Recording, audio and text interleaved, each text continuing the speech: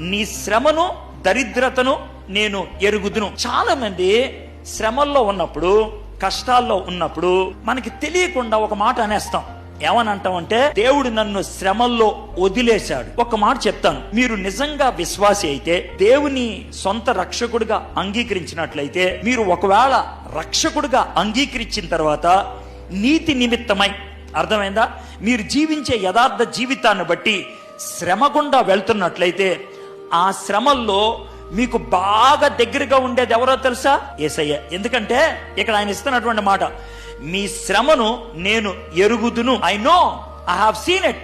Shadrach Meshach Abednego అగ్నిగుండంలోకి వెళ్తే దేవుడు ఎక్కడున్నాడు? వాళ్ళతో ఉన్నాడు. దానియేలు సింహాల బోనులోకి వెళ్తే దేవుడు ఎక్కడున్నాడు? వాళ్ళతో ఉన్నాడు. పౌలు శీలలు జైల్లోకి వెళ్తే దేవుడు ఎక్కడున్నాడు? వాళ్ళతో ఉన్నాడు. అర్థమైందా? శ్రమల గుండా నువ్వు వెళ్తుంటే నీతో ఎవరుంటారు? దేవుడు ఉంటాడు.